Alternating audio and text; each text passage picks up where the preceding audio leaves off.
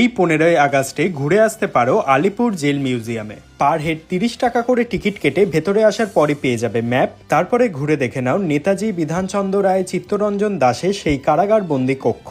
রয়েছে ফাঁসির মঞ্চ, যেখানে কানাইলাল দত্ত, সত্যেন্দ্রনাথ বসুর মতো আরও অনেক বিপ্লবীদের ফাঁসি দেওয়া হয়েছিল। এই হলো পোস্টমর্টম রুম। আলিপুর জেলের মূল আকর্ষণ হলো সেই সেল যেখানে মুক্তিযোদ্ধাদের রাখা হয়েছিল।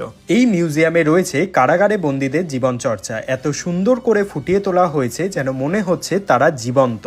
সেলুলার জেলের বন্দীদের ওপর চাবুকের এই নির্মম অত্যাচারও দেখতে পাবে। সন্ধ্যে 6টা থেকে শুরু হয় লাইট অ্যান্ড সাউন্ড, যার টিকিট প্রাইস 100 টাকা। আউটসাইড ফুড অ্যালাউ নয়, তাই এখানে রয়েছে অনেক ফুড কোর্ট, এছাড়াও ফাইন ডাইনিং ক্যাফেটেরিয়া। মিউজিয়ামটা খোলা থাকে টিউসডে টু সানডে সকাল 10টা থেকে বিকেল 6টা পর্যন্ত।